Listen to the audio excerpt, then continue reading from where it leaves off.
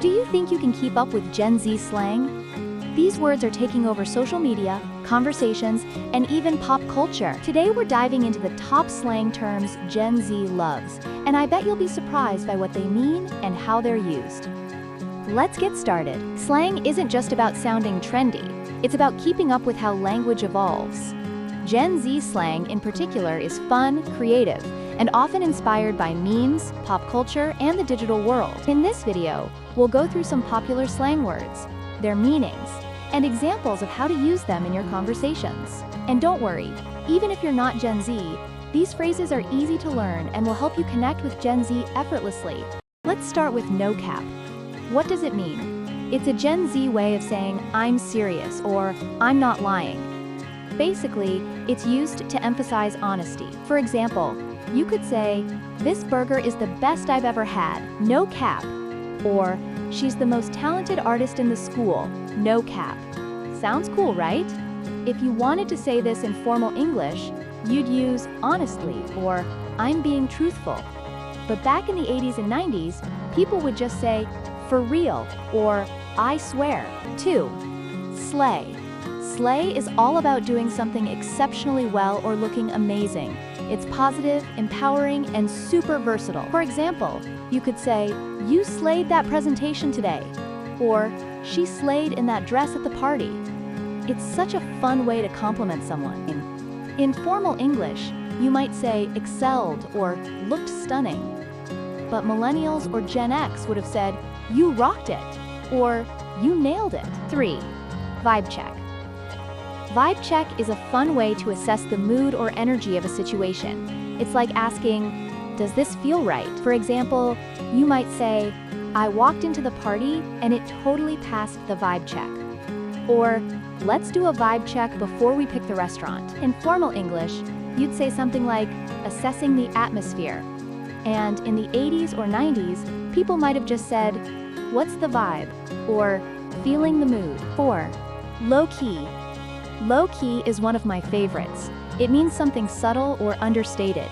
It's also a great way to admit something without making it a big deal. For example, you could say, I low-key love reading mystery novels.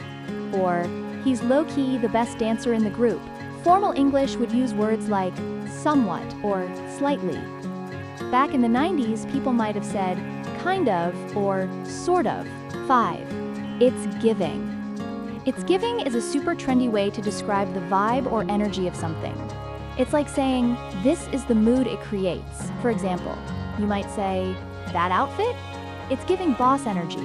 Or, her performance is giving main character vibes. In formal English, you might say, it exudes, or it suggests. But back in the day, people might have said something like, it feels like, or it reminds me of. 6. Period. Period is all about adding extra emphasis to your statement. It means, that's it, no further discussion. For example, pizza is the best food, period. Or, that's the worst decision I've ever seen, period. In formal English, you'd say, that's final, or without question. Millennials and Gen X would have said, end of story, or no debate. 7. Busen. Busen means something that's extremely good or amazing, but it's most commonly used to describe food that's absolutely delicious. For example, you could say, this pasta is bussin', or the dessert at that place is always bussin', but you might also hear it used like this, that party last night was bussin', or their new song is bussin'. In formal English, you'd use words like outstanding or excellent. Back in the 80s or 90s, people might have just said, yummy for food, or that's amazing for other things. 8. Cheugy. Cheugy is a playful way to say something is outdated or not trendy anymore. It's not mean, it's just pointing out what's no longer in. For example, those skinny jeans are so cheugy. Or, posting minion memes? Totally cheugy.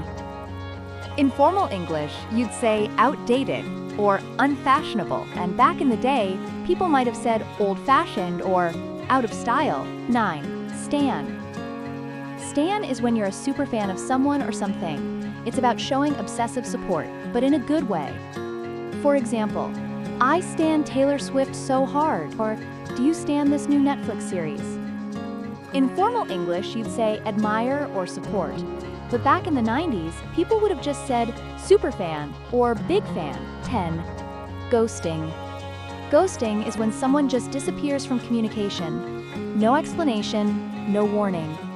For example, I thought we were friends, but he just ghosted me, or she's ghosting him after their second date.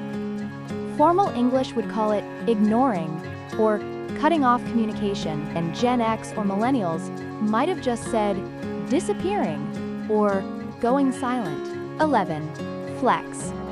Flex means showing off something, but it can be done in a subtle or obvious way. For example, he's always flexing his new car, or that's such a subtle flex with your designer bag. In formal English, you'd say showcase or display. Back in the 90s, people might have just called it bragging or showing off. 12. Bet. Bet is one of the easiest and coolest slang words. It simply means okay or sure. For example, want to grab coffee later? Bet. Or can you finish that task by tomorrow? Bet. In formal English, you'd say certainly or I agree. And back in the day, people just said all right or okay. 13. Extra. Extra is used to describe someone who's being overly dramatic or doing too much.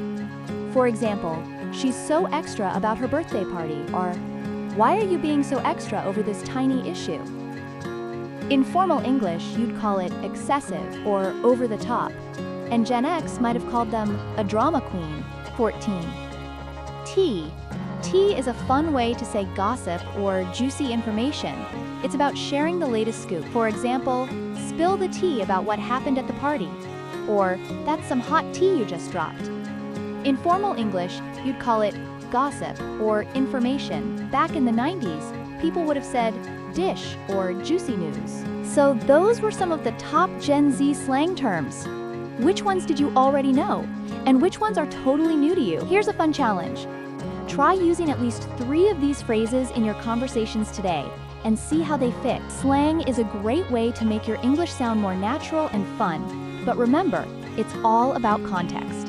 If you're speaking in a formal setting, stick to standard English. But if you're chatting with friends or scrolling through social media, these words are perfect. Subscribe for more fun English lessons, and stay tuned for more slang, phrases, and tips to sound like a native speaker.